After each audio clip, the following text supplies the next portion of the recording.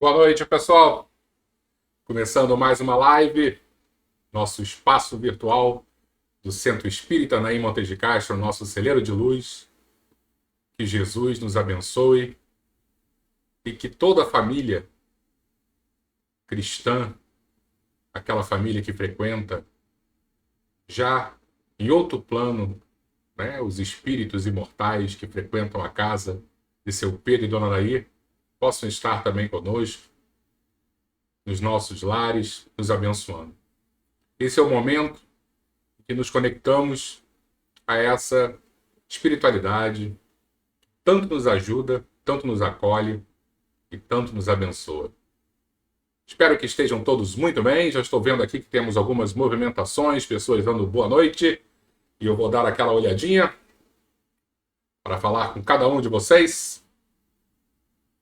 A Nancy Leal foi a nossa primeira a dar boa noite. Tudo bom, Nancy? Muito boa noite. Marisa, minha amiga Marisa, boa noite. Maria Inês Mota, boa noite. Sônia Maria, muito boa noite para você também. Albertinho, meu irmão mais velho, boa noite. Sérgio, tudo bom, Sérgio? Muito boa noite para você. Daqui a pouco tem Fluminense jogando. Eu sei que você é tricolor fanático. Eu não vou desejar boa sorte, que o Marcelo, que é Marcelo, que é flamenguista, está aqui também, então não posso dar boa sorte para nenhum de vocês dois. Denise, boa noite, Denise. Que bom você estar aqui com a gente também. Marcelinho, boa noite. Silvia, muito boa noite para você. E as pessoas que hoje eu estou achando que estamos lá com os nossos problemas de conexão, né? Vamos ver como é que vai ser. Eu acho que a gente deu uma caidinha, né?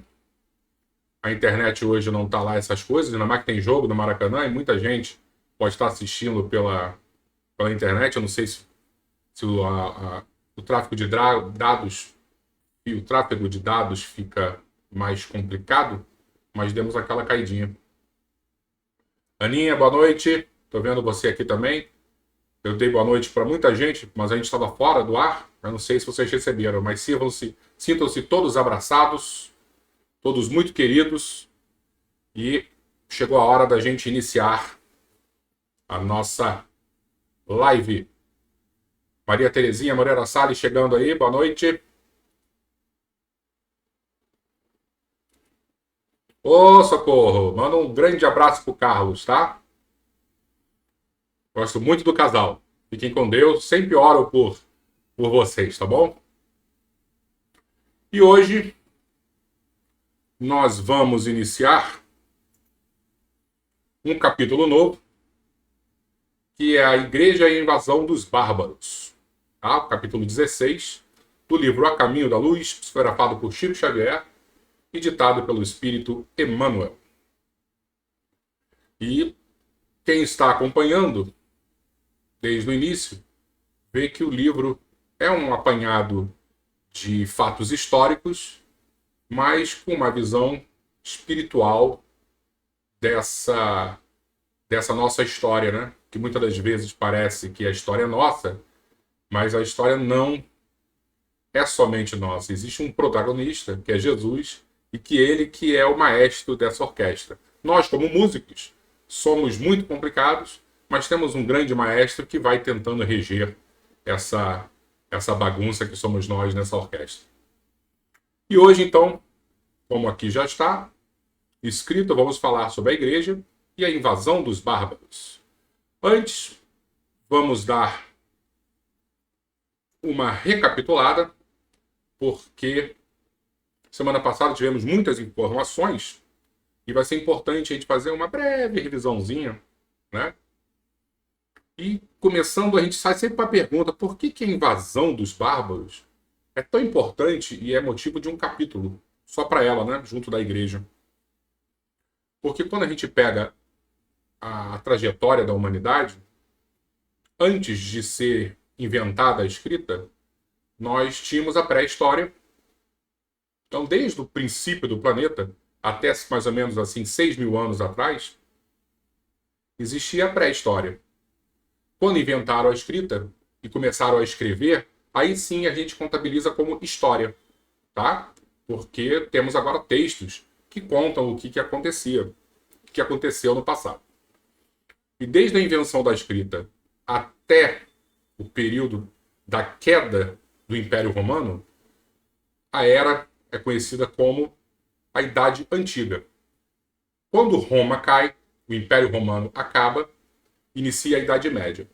E um dos fatores, né, a gota d'água para o Império Romano cair, foram as invasões bárbaras. Por isso que Emmanuel coloca aí as invasões bárbaras como tão importante e merecedora de um capítulo só para ela.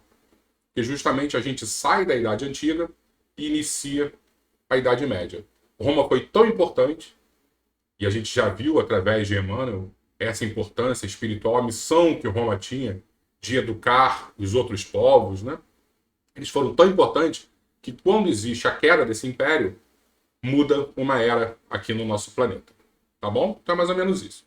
E a gente viu que Jesus nasce, Jesus acaba sendo crucificado, o Império Romano começa a perseguir os cristãos, isso inicia com Nero, e vamos até Diocleciano, o último imperador que persegue os cristãos.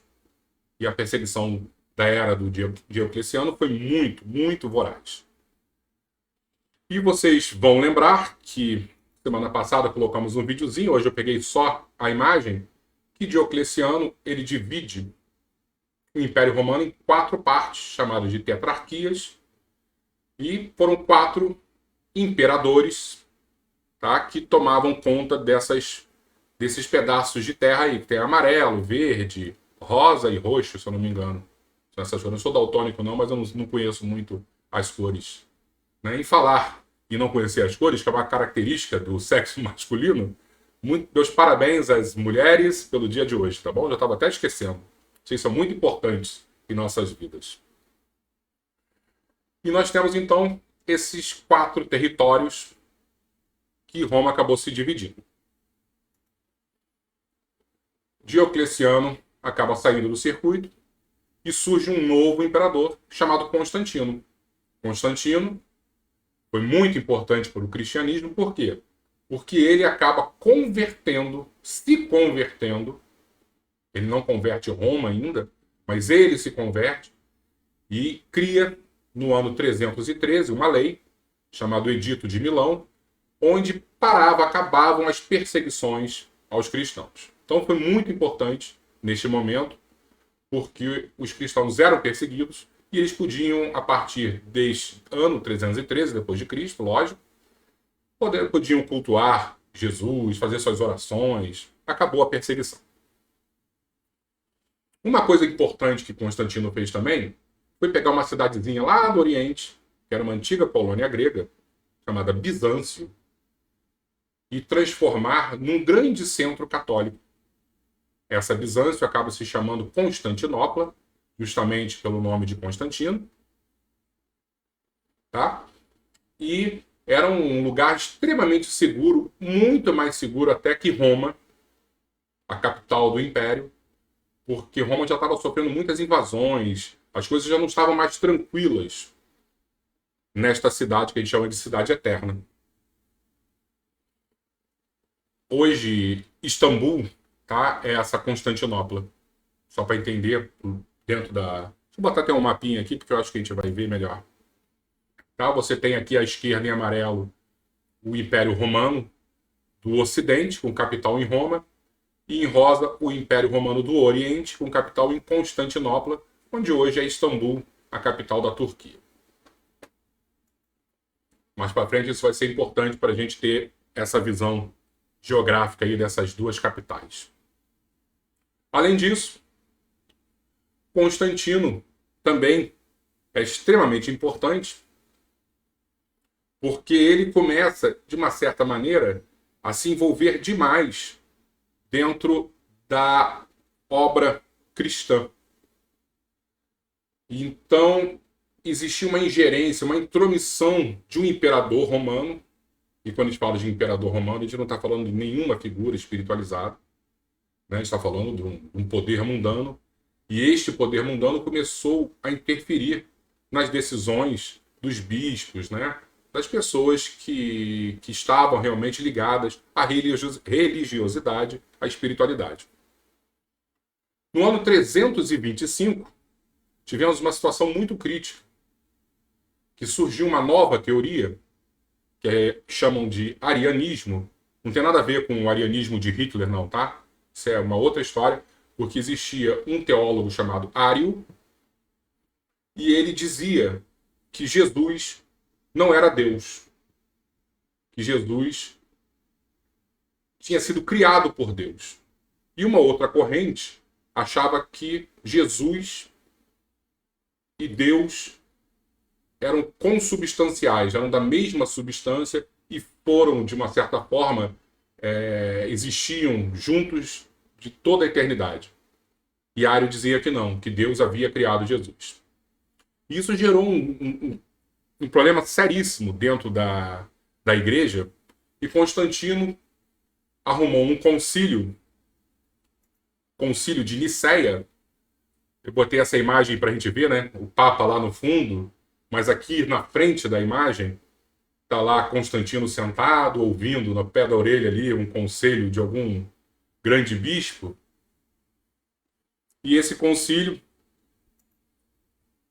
várias coisas foram definidas, né? Mas a mais importante é se o arianismo tinha ou não, né? Era ou não uma verdade. O clima ficou muito tenso, por exemplo, nessa reunião, e São Nicolau estava presente. Quem não sabe, São Nicolau é o nosso Papai Noel, né?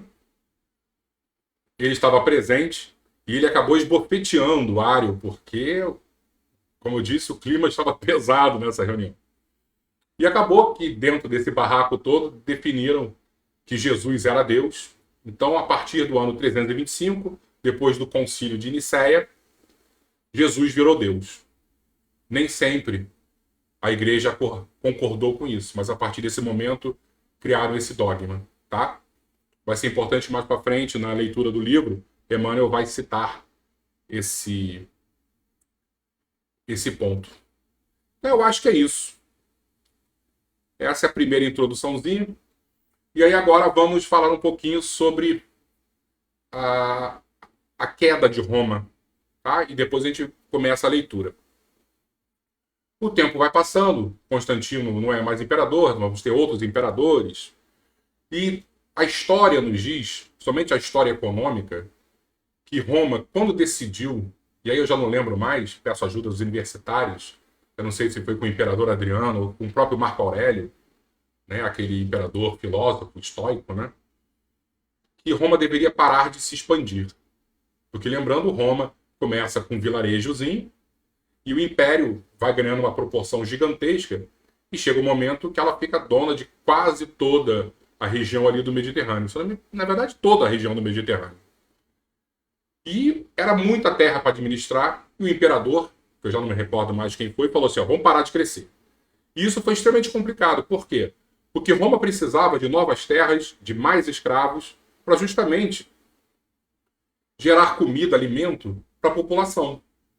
E quando tomaram essa decisão de parar com a expansão, e o tempo ia passando, os anos passando, os povos que eram dominados acabavam virando também cidadãos romanos, essa era a regra do jogo, você tinha muito mais cidadão do que escravo. Então tinha muito poucas pessoas para plantar e abastecer as cidades com alimentos. Então gerou uma fome terrível, porque os alimentos começaram a ficar muito, muito caros, né? Como eu falei, a história econômica. Aí vem aquela lei mais básica da microeconomia, que é a oferta e demanda. Você tinha uma oferta de alimento muito menor do que a demanda, do que a necessidade das pessoas de comida. Os preços explodiram. O imperador, 2000 anos atrás, resolveu fazer um congelamento de preço. Você vê que até hoje em dia as pessoas acreditam que isso vai dar certo, né? Não funciona, pessoal, congelamento de preço. A gente passou por isso na época de Sarney, não deu certo. 2000 anos atrás eles tentaram fazer isso também, não deu certo. E acabou que o império entrou em colapso. Tá? Entrando em colapso, o que existia ao redor do Império Romano? Todos aqueles grupos chamados de bárbaros, né? que, na verdade, quem não era grego e quem não era romano acabava sendo bárbaro. É um termo bem pejorativo, por sinal. E a gente conhece, a gente fala mais aqui, são os grupos, né, germânicos, tá? As tribos germânicas. Eles perceberam que o império não era mais o mesmo e começaram a invadir e tomando cada vez mais terras, dinheiro, né, matando as pessoas, dentro do termo bárbaro, barbarizando. Nós temos aqui um mapinha com os grupos bárbaros, que no ano 476, 476, os bárbaros derrubaram o imperador romano, tomaram Roma e chega ao fim o Império Romano do Ocidente. Tá? Quando a gente fala do Império Romano do Ocidente, lembrando que no Oriente existia um outro Império Romano, que a gente não vai tratar, mas é só para saber que em Constantinopla já tinha lá um grupo que tinha um exército, que tinha um imperador, que tinha uma estrutura que estava dando certo. O Império Romano do Ocidente, não, porque justamente o Império Romano do Ocidente já não tinha mais aquela estrutura militar, financeira de outrora. Tá bom? O que acaba acontecendo? O Império acaba ruindo, nós não temos mais um exército para proteger essa parte ocidental do Império, mas o Papa continuava lá em Roma. Lembrando que o Papa nada mais era que o bispo de Roma e que não tinha nenhuma superioridade entre os outros bispos das grandes cidades. Então, o bispo de Alexandria, o bispo de Antioquia, eles eram, hierarquicamente falando, estavam ao mesmo nível que o bispo de Roma. Só que Roma era tão importante por ser a capital do império que o bispo de Roma era chamado de Papa, acabava tendo um status maior. O que o Papa, esse bispo de Roma, pensou então? Nós precisamos de um exército. Porque se eu ficar aqui só com a cruz de Jesus, esses bárbaros vão me matar e vão tomar toda a riqueza da igreja. Eles escolheram, então, um grupo de bárbaros mais romanizados, mais civilizados, que já tinham tido um contato maior com Roma e tinham já... eram menos selvagens, vamos dizer assim. E quais foram? Qual foi esse grupo? Era esse grupinho que está aqui, onde hoje é a França, chamado de francos. Por isso que França se chama França, né? Porque era o grupo dos bárbaros francos, ou germanos francos. Tá? E o Papa, então, pega lá o rei franco, chamado Clovis, e diz, meu amigo, se você se converter ao cristianismo, eu vou dizer para todo mundo que você é o rei franco e a igreja é extremamente poderosa e a igreja dando esse aval para você, você realmente vai conseguir todo o poder. Como eles sabiam que a igreja era muito poderosa, eles fizeram um acordo, ok, você me batiza, Clovis foi batizado e todo o exército franco vai proteger agora a igreja.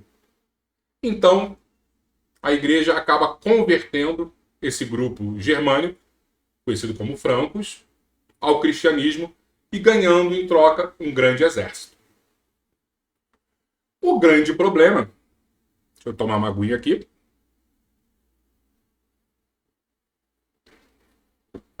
O grande problema é que os francos, assim como todos os outros bárbaros selvagens, eram analfabetos e teriam uma grande dificuldade na conversão, porque o cristianismo era feito através de livros, de escrituras. Então, como converter esse grupo? E aí surge um papa chamado Gregório. Não vamos confundir com o Gregório lá do livro Libertação, de André Luiz. Esse é outro Gregório, tá? Esse é o Gregório I que a gente está falando. Chamado também Gregório Magno, São Gregório Magno. Vou botar até uma imagenzinha dele aqui. que é de 590 a 604, o papado dele. E o nosso querido Papa Gregório Magno gerou uma grande solução. O que nós vamos fazer para conquistar, entrar realmente na mente dos francos? Nós vamos criar imagens, nós vamos criar pinturas, porque quando eles entrarem na igreja e olharem para o teto e virem aqueles vitrais maravilhosos, com toda a trajetória de Jesus até a crucificação, com os milagres, eles vão entender o que está aqui no livro. Vai ser muito mais fácil para eles. E aí disseram, pô, mas Papa, eles vão adorar imagens? Isso é proibido. Eu falei, não vão adorar imagens. Eles vão adorar Jesus através das imagens.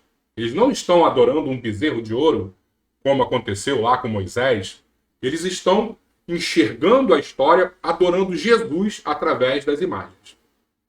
E a partir daí começa essa tradição católica da adoração de imagens, ou, na verdade, adoração de Deus, de Jesus, através das imagens. Perfeito? Eu acho que nós já podemos iniciar a leitura e já temos informação suficiente para compreendermos melhor o livro, tá bom? Deixa eu achar onde é que está aqui o livro, para a gente mudar a tela. Aqui. Então vamos iniciar.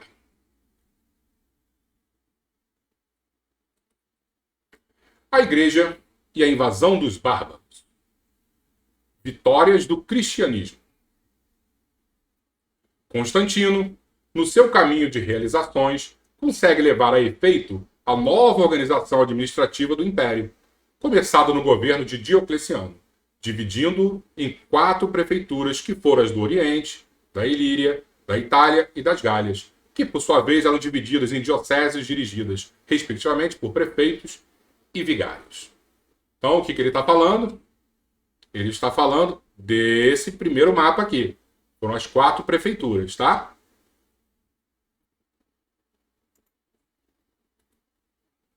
Com a influência do vencedor da ponte Milvius, ele não quer repetir o nome Constantino, né? Então, com a influência de Constantino, porque o Constantino, quando chega em Roma para a última batalha, a batalha mais importante dele, acontece nessa ponte, uma ponte que atravessa o rio Tibre. Efetua-se o Concílio Ecumênico de Nicéia, aquele concílio que eu falei que definia se Jesus era ou não Deus, para combater o cisma de Ário, padre de Alexandria, que negara a divindade do Cristo. Os primeiros dogmas católicos saem com força de lei desse parlamento eclesiástico de 325. Então, a partir de leis, agora, as coisas estavam mudando. Eu acho que semana passada eu comentei também que Orígenes, que era um grande teólogo, ele dizia que na hora do nascimento, né, o espírito já estava pronto.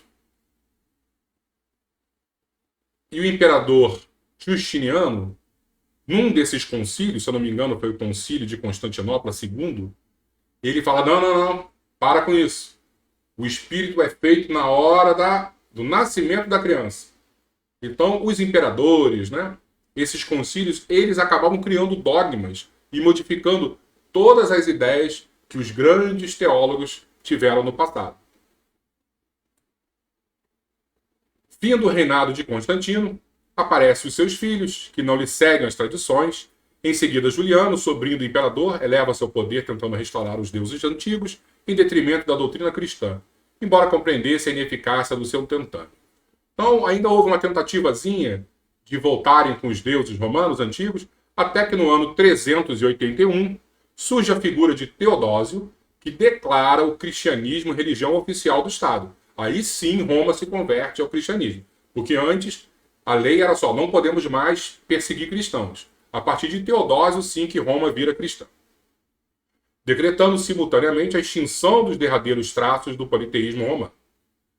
É então que todos os povos reconhecem a grande força moral da doutrina do crucificado, pelo advento da qual milhares de homens haviam dado a própria vida no campo do martírio e do sacrifício, vendo-se o imperador em 390 ajoelhar-se humildemente aos pés de Ambrósio, bispo de Milão, a penitenciar-se das crueldades com que reprimir a revolta dos Tessalonicenses. Então, pelo que Emmanuel fala aqui, Teodósio realmente se converteu e fica pedindo perdão, né, arrependido aos pés do bispo de Milão pelo massacre contra os Tessalonicenses. Primórdios do catolicismo. Repara que a gente já está falando de catolicismo, tá? Da Igreja Católica Apostólica Romana. O cristianismo, porém, já não aparecia com aquela mesma humildade de outros tempos. Suas cruzes e cálices deixavam entrever a cooperação do ouro e das pedrarias, mal lembrando a madeira tosca da época gloriosa das virtudes apostólicas. Se antigamente era tudo muito simples, hoje, com o Império Romano ao lado do cristianismo, tudo ficou muito cheio de luxo, né? Seus concílios, como os de Nicéia, Constantinopla, Éfeso e Calcedônia, não eram assembleias que imitassem as reuniões plácidas e humildes da Galiléia. A união com o Estado era motivo para grandes espetáculos de riqueza e vaidade orgulhosa, em contraposição com os ensinos daquele que não possuía uma pedra para repousar a cabeça dolorida. Então, virou um luxo só e muito poder. As autoridades eclesiásticas compreendem que é preciso fanatizar o povo, impondo-lhe suas ideias e suas concepções, e longe de educarem a alma das massas da sublime lição do Nazareno, entram em acordo com a sua preferência pelas solenidades exteriores, pelo culto face do mundo externo, tão de gosto dos antigos romanos, pouco inclinados às indagações transcendentes. Então, a prática da Roma antiga era basicamente essa. A poder, as coisas mais fáceis, mais superficiais. Então, quando o Império Romano abraça o cristianismo, como eu disse semana passada, o cristianismo não entrou no Império Romano. Na verdade, o Império Romano que entrou no cristianismo. Subverteram. A Igreja de Roma. A Igreja de Roma, que antes da criação oficial do papado considerava-se a eleita de Jesus, ao arvorar-se e detentora das ordenações de Pedro, não perdia ensejo de firmar a sua injustificável primazia junto às suas congêneres de Antioquia, de Alexandria e dos demais grandes centros da época.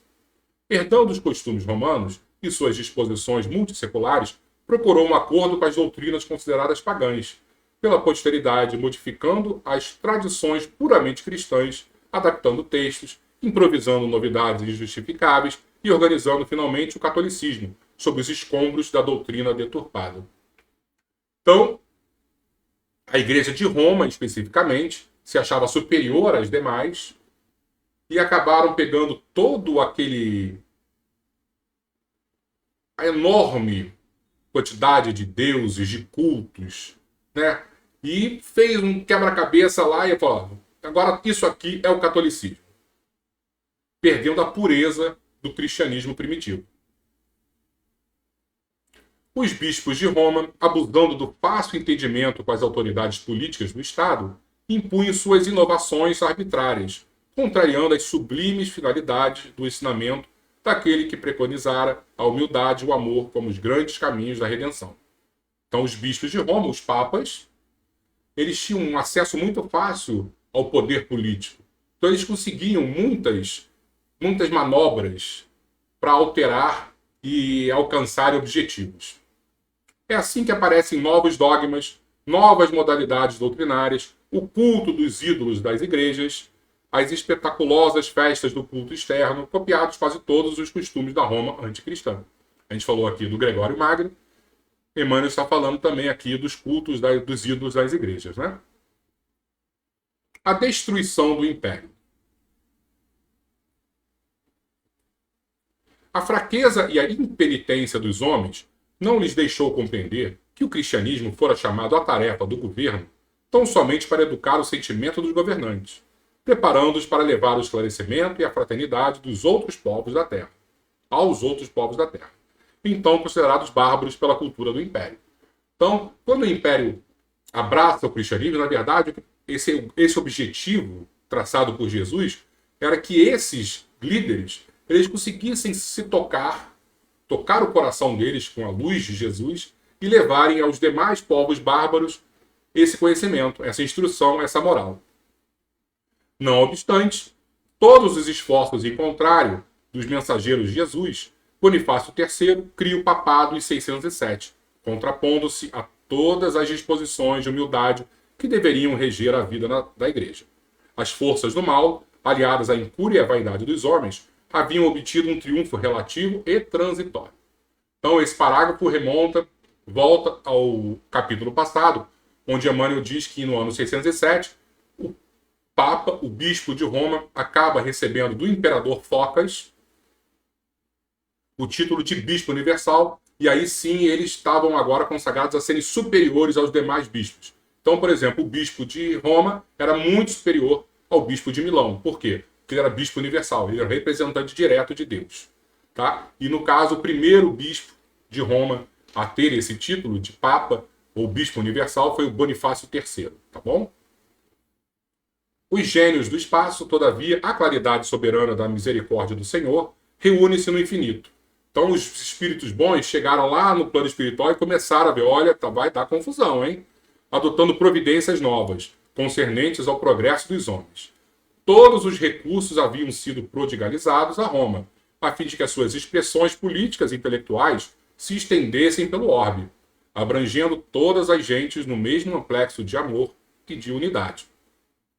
Sua alma coletiva, no entanto, havia deturpado todas as possibilidades sagradas de edificação e renegado todos os grandes ensinamentos. Advertências penosas não lhe faltaram do alto, como nos acontecimentos inesquecíveis e dolorosos do Vesúvio nas cidades da Campânia. Então, lembrando que o vulcão foi um dos puxões de orelha que Jesus fez no povo lá de Roma, né? Eles foram avisados milhares de vezes, só que brigar contra o egoísmo, a vaidade, o orgulho do ser humano é muito complicado. Nós somos muito atrasados. Séculos de luta e de ensinamento se haviam escoado, sem que a alma do império se compenetrasse nos seus deveres necessários. É então que Jesus, isso é muito forte, pessoal, é então que Jesus determina a transformação do império organizado e poderoso. Suas águias orgulhosas haviam singrado todos os mares, o Mediterrâneo é propriedade sua, todos os povos se lhe curvavam para a homenagem e para a obediência, mas uma força invisível arrancou-lhe todos os diademas, tirou-lhes as energias e lhe reduziu as glórias a um punhado de cinzas. Então, todo aquele poder que Roma tinha, de uma hora para outra, acabou. Isso é impressionante. Era muita força, era muito poder. E chega um momento, e Emmanuel diz então que foi que Jesus falou assim, ó, acabou, precisa acabar isso, e chega um momento onde a roda da fortuna gira e acaba o Império Romano. Até hoje, o espírito que investiga o passado inquire o motivo desses sinistros arrasamentos. Mas a verdade é que todos os fundamentos da Terra residem em Jesus Cristo. Então, quando a gente falou ali da inflação de Roma, né, que Roma parou de crescer e acabou implodindo o Império, Emmanuel diz, até hoje, o espírito que investiga o passado inquire o motivo desses sinistros arrasamentos. Mas, na verdade, é a mão de Jesus, é o desejo dele que organiza todos os nossos caminhos aqui na Terra. E isso é muito importante da gente enxergar. Se Jesus define os caminhos macro dos grandes povos, imagina micro das nossas pequenas vidas. Então nunca podemos perder a fé, estar sempre orando é extremamente importante essa conexão com Jesus. E aí ele vai começar a falar sobre a invasão dos bárbaros. Essas determinações do Cristo, verificadas após o reinado de Constantino, foram seguidas das primeiras grandes invasões com os visigodos, que fugindo dos hunos transpõem o Danúbio e estabelecem-se no oriente do Império, penetrando depois na Grécia e na Itália, espalhando flagelos e devastações. Debalde surge as vitórias de Extilcão, porque em 410 atingem elas as portas de Roma, que fica entregue ao saque e às mais duras humilhações. Um período muito complicado do Império Romano, essas invasões bárbaras, tá? Em 405, Radagásio, que parte à frente de 200 mil soldados em demanda da cidade imperial, sendo vencido, porém roubando as mais fortes economias romanas. As provas expiatórias do Império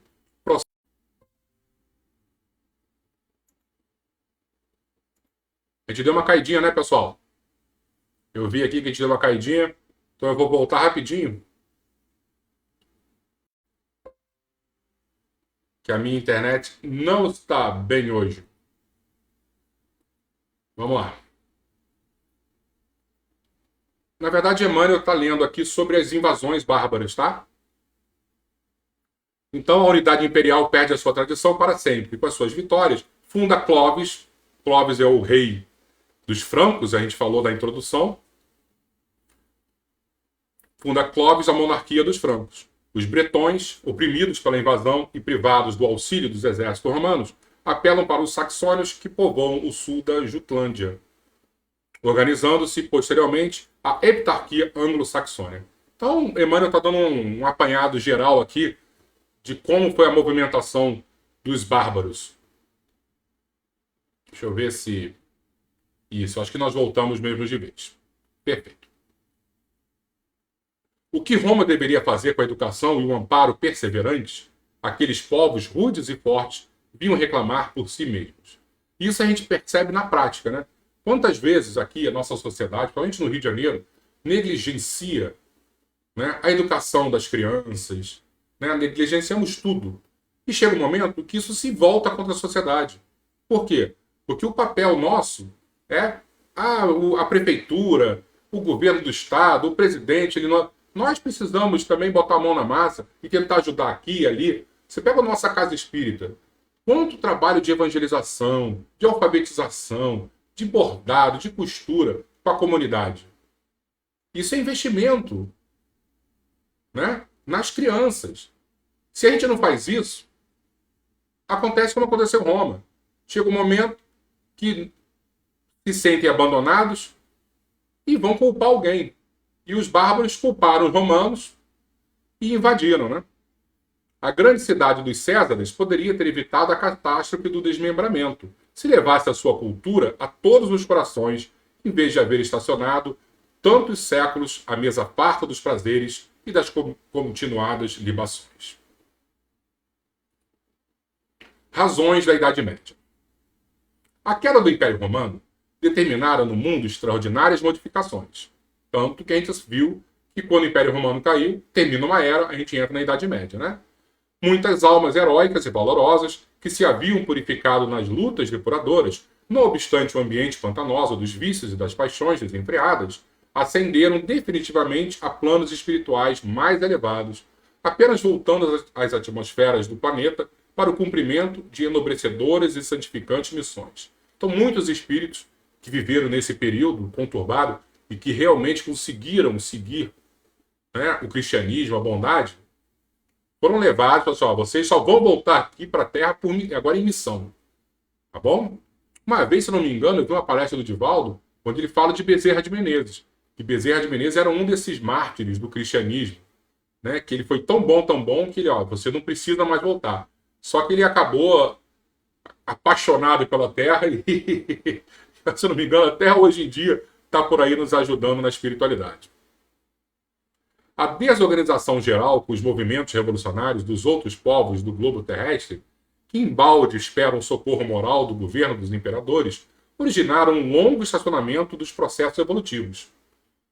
Então, quando a gente pega a Idade Média, são 1000 anos totalmente diferentes daquele período clássico, da Grécia, de Roma, de cultura, né? São 1000 anos de trevas culturais. É aí, nessa época de transições, que agora atinge as suas culminâncias. Eu sempre vou citar isso, que Emmanuel escreve entre a Primeira e a Segunda Guerra Mundial. Então ele já estava antevendo as culminâncias dessas transições, né, evolutivas, que vamos encontrar as razões da Idade Média, ou o período escuro da história da humanidade.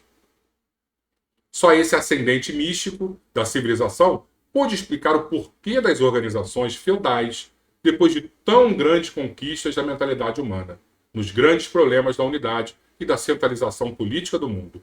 É que um novo ciclo de civilização começava sob a amorosa proteção do Divino Mestre, e as últimas expressões espirituais do grande império retiravam-se para o silêncio dos santuários e dos retiros espirituais, para chorar na solidão dos conventos, sobre o cadáver da grande civilização que não soubera prover ao seu glorioso destino. Então, é extremamente importante a gente perceber que houve um momento extremamente rico culturalmente, filosoficamente, tudo. Nós fomos muito abençoados. Só que jogamos tudo fora. E aí provavelmente a espiritualidade falou assim, olha, vocês vão ficar por conta própria, claro que não é por conta própria, né? Durante um tempinho, para vocês pensarem no que vocês aprontaram. Quase um castigo. Mas você vai ver nitidamente que é um castigo onde Jesus manda sempre bons espíritos para nos ajudar. Hoje eu estava lendo sobre São Bento. São Bento, se eu não me engano, é 480, ano 480. Então, depois da queda do Império Romano. Que espírito abençoado. Então, durante muito, muito tempo, Jesus nos abençoou também com esses abnegados espíritos para ajudarem a evolução do planeta. E para a gente finalizar, mestres do amor e da virtude. Almas sublimadas e corajosas reencarnam, São Bento aí, então sob a égide de Jesus e para a grande tarefa de orientar as forças políticas da Igreja Romana, agora organizada à maneira das construções efêmeras do mundo. Então a Igreja Romana acabou virando um grande império, né? O papado era obra do orgulho e da iniquidade, mas o Cristo não desampara os mais infelizes e os mais desgraçados. E foi assim que surgiram no seio mesmo da Igreja alguns mestres do amor e da virtude, ensinando o caminho claro da evolução aos povos invasores, trazendo-os ao pensamento cristão e destinando-os aos tempos luminosos do porvir. E semana que vem vamos falar sobre a Idade Medieval e para mim é um dos capítulos mais interessantes que nós temos. Vamos ver aqui, a Silvia mandou uma mensagem para a gente. Vamos ler. É visível a intervenção de Jesus, pois uma das causas dos povos bárbaros terem invadido as fronteiras romanas com mais intensidade foi a fome causada pelas grandes mudanças climáticas nas regiões onde viviam, que trouxe muita fome. Exatamente, Silvia. Então, o caos chegou também nos bárbaros e eles tiveram que sair das regiões próprias e invadirem, né? Houve um toque do acaso para alguns, né? E a gente está vendo que não é o acaso, né? É a decisão dos grandes espíritos, né? E gerida, né? Organizada por Jesus Cristo.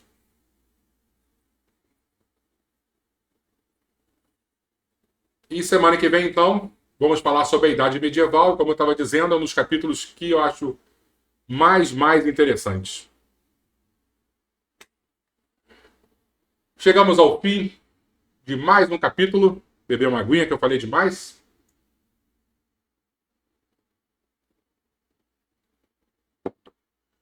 Espero que vocês tenham gostado. Eu achei esse capítulo muito interessante. E sempre reafirmando o papel importantíssimo de Jesus em nossas vidas. Vamos então para a cereja do nosso bolo? Nossa oração final? Copinho d'água, pessoal, porque esse é o momento que os espíritos que já estão em nossos lares fluidificam as nossas águas, abençoam o nosso ambiente físico, trazendo as luzes e a harmonia do mundo espiritual. Vamos fazer a nossa prece, daqui a pouco eu volto para a gente se despedir. Vamos fechar os nossos olhos, então, lembrando que Jesus é o médico de todas as almas. Jesus é aquele que opera milagres em nossas vidas. É o ser que nos ama profundamente e, através desse sentimento sublime, toca os nossos espíritos, trazendo a harmonia necessária, trazendo as bênçãos que tanto necessitamos. E se hoje estamos aqui orando e pedindo, vamos também agradecer de outra forma. Vamos oferecer um pouquinho das nossas vibrações, das nossas energias psíquicas àqueles que mais necessitam, que muitas das vezes estão em situações tão complicadas em hospitais, presídios, enfermarias, abandonados à própria sorte. Vamos olhar para Jesus, vamos abraçá-lo e caminhar junto dele. Vamos caminhar junto do Cristo, o médico de todas as almas, pensando naquele irmão que conhecemos e que está em necessidade, está sofrendo, está doente. Vamos levar o Mestre para visitar esse lar, esse hospital. Tenhamos a certeza de que Jesus é capaz de operar todos os milagres. Jesus é capaz, apenas com um olhar, de modificar uma vida para sempre. Mestre amado, aqui estamos nós, Senhor, pedindo o Teu amparo, o Teu amor, a Tua saúde. Saúde é essa que se espalha pelo planeta, tocando todos os corações. Neste momento, que o Senhor, com a sua infinita bondade e amor, possa aliviar as dores daqueles que sofrem e gemem. Possa curar as chagas humanas, principalmente as chagas morais, abençoando aqueles que ainda não te conhecem, mas que provavelmente já estão prontos à transformação, pois não aguentam mais sofrer. Fica conosco, Mestre amado, abençoando e amparando. E todos aqueles que pensamos nesse momento de oração possam ser tocados por Ti. Assim seja, Senhor. Fica conosco hoje e sempre. Graças a Deus.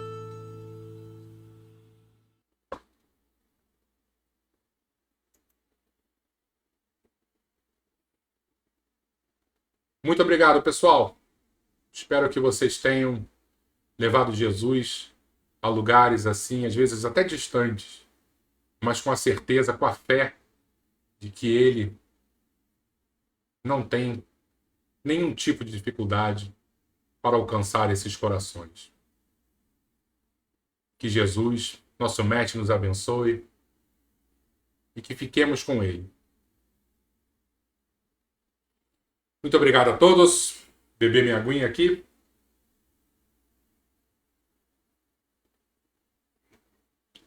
Porque com certeza essa água foi abençoada. Muito boa noite.